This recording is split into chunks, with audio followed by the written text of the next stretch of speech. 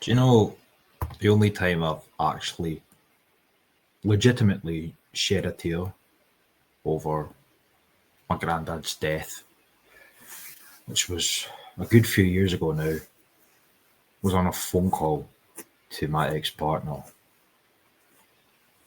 And for whatever reason, I can't even remember how the conversation came to be, but obviously we're speaking about my grandfather. I start to cry. Never cried prior, never really cried since. I wrote a wee rap about him. 2018. He died quite a few years ago now. I was 22 at the time.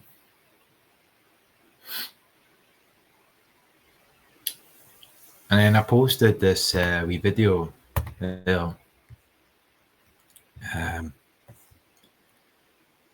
of him playing with my dog. This was actually recorded a few months before he died.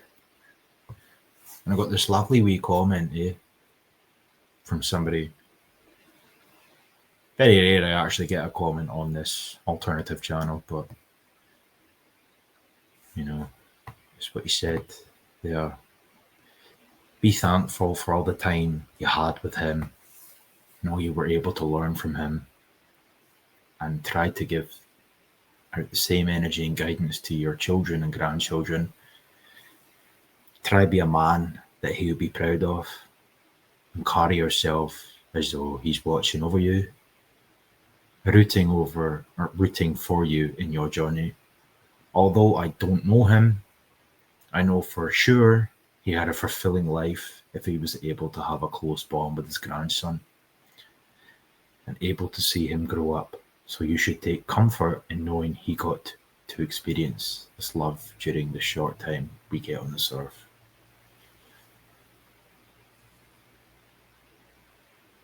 I don't know who this guy is.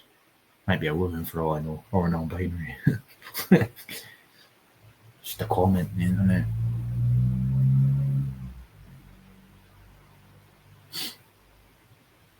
But given how I have come to feel the last few months,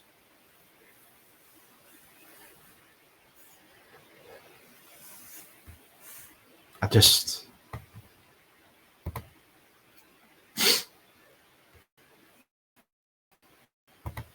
don't think I've ever actually spoken about my granddad, apart from that wee rap that I wrote many years ago. My granddad,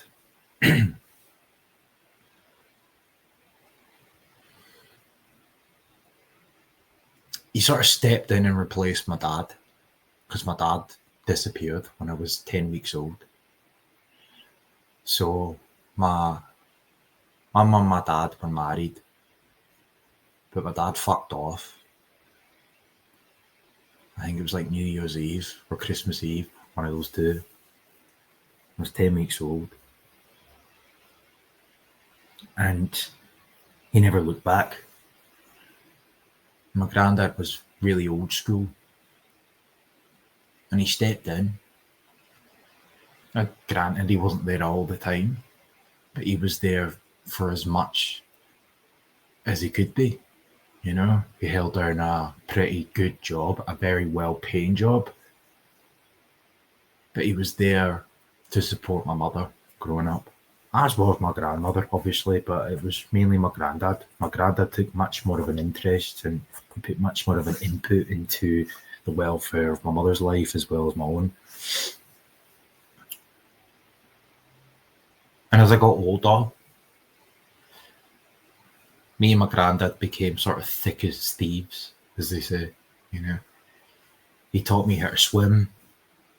I was doing swimming lessons and I just wasn't really getting it, Whether it was the fault of myself or the instructor, whatever, my granddad took it upon himself to just sort of teach me himself.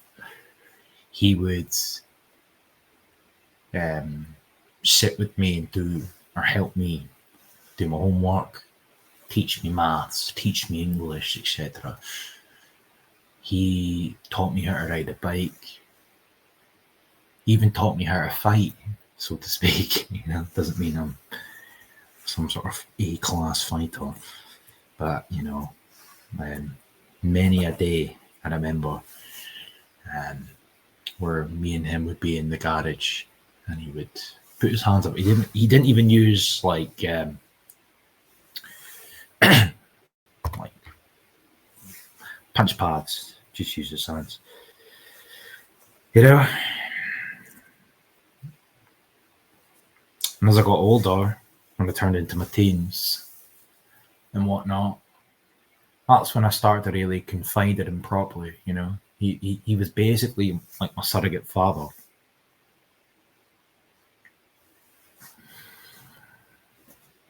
I don't, as far as I'm aware anyway, have any brothers and sisters. It was me. It was basically like me and him,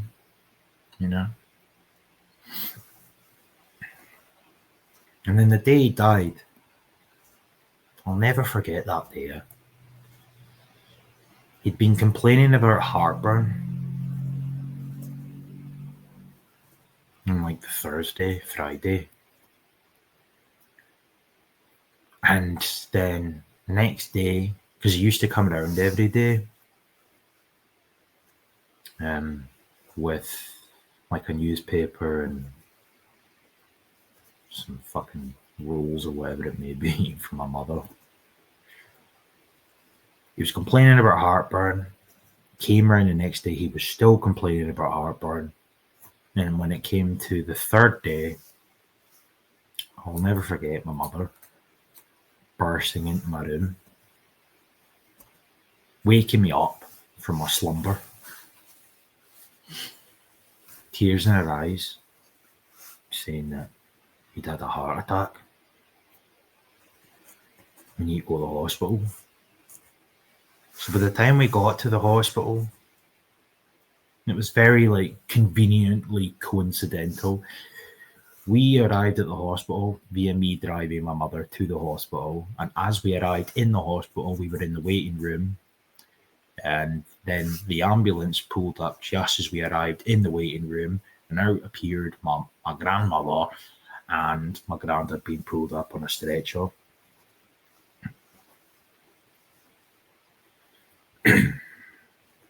So he got taken away in the A&E. Me, my mother, and my grandmother were taken into some wee back room and told to wait. And about 10 minutes later, a doctor came in. I presume he was a doctor. He might have been a nurse. Fuck knows. Came in. He was all smiles at the start, He was like, oh, hello. Nice to meet you. All smiles, which gave me the sort of vibe that we had reason to be optimistic, only for him to sit down and tell us that he'd died. And then my mother and my grandmother,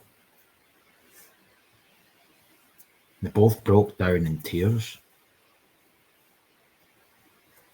And I just kind of sat there.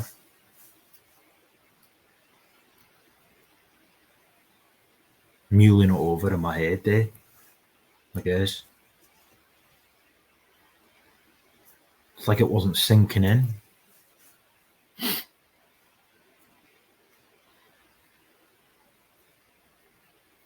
So we were asked if we wanted to go and see him in the waiting, not in the waiting room, sorry. We wanted to go and see him. So obviously the three of us were escorted to the room that he was in, and he was lying there. And I took one look at him, and I almost spewed. And I just walked away. I couldn't do it. I remember clear as day a nurse running after me. Oh, you come back? Are you okay? And I just was like, fuck off. And I just drove off. I drove off, locked myself in my house. My mother obviously went to her grandmother's house. I think she stayed there for several days. Big part of my life. And it's never really been the same since, to be honest. You know, I was 22, I believe, when he passed away. And I'm now 29. And it's just not the same anymore. Every Christmas, every New Year, we used to spend as a wee tiny family. That's not to suggest that our family is tiny. We've got a lot of cousins and there's a lot of expanded family. But as far as the sort of intimate, what's the word I'm looking for? Intimate settings, it was just the four of us for years and years and years and years.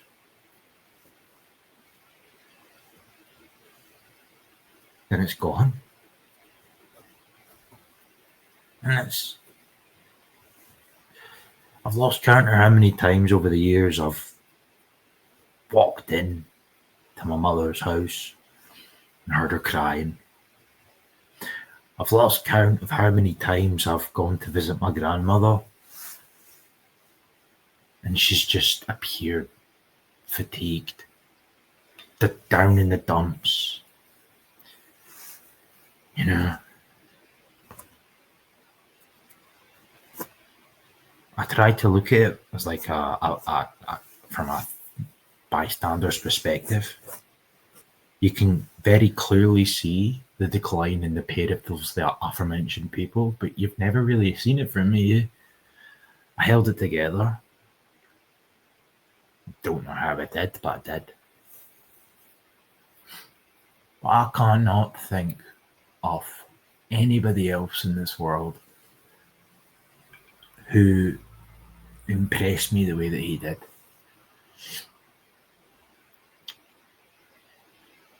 When I say impressed, I mean he came from absolutely nothing. As impoverished as it gets.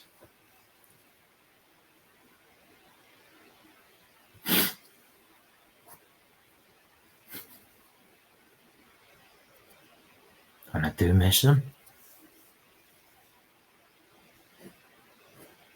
I really do.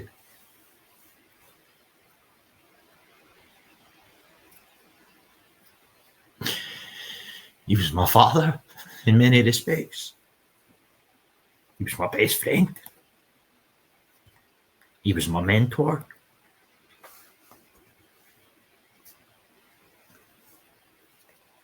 And then I'll never forget the day that we got my wee Jack Russell.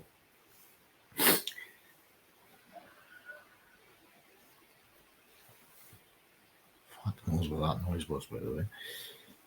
Creepy. He became smitten. And he only got to spend a year with him. Then he was gone.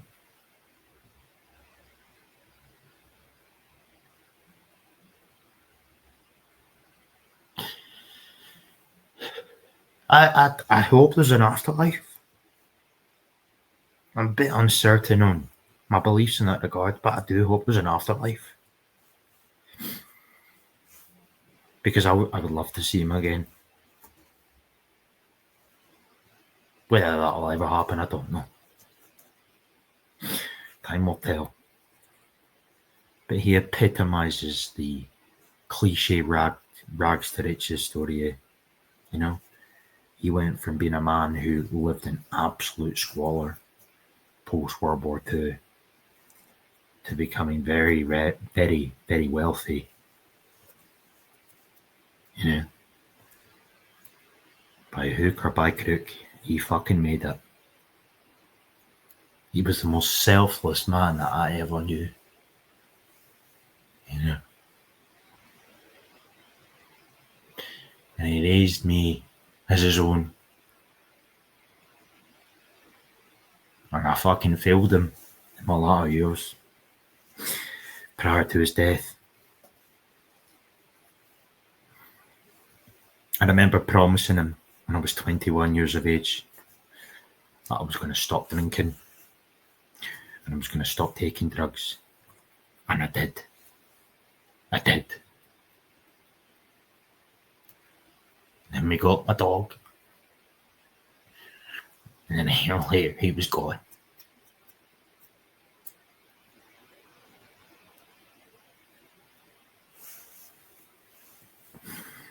But did I turn to the drink after his death? No. Stayed off it. I remained strong, I guess. But fuck me. It's hard. It still is hard now.